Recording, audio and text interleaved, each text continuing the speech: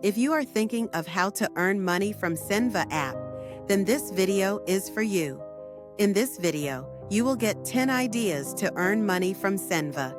At the end of the video, you will get a powerful tip.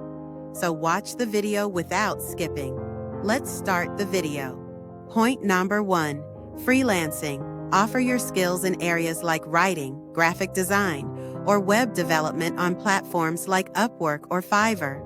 Point number 2. Online tutoring. Teach subjects you're good at, such as math, languages, or music, through online tutoring platforms. Point number 3. Sell handmade goods.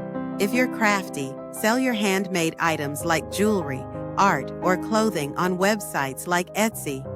Point number 4. Affiliate marketing. Promote products through your website or social media and earn commissions on sales made through your referral links. Point number 5. Virtual assistant.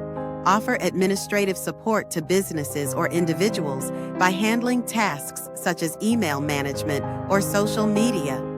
Point number 6. Blogging/vlogging.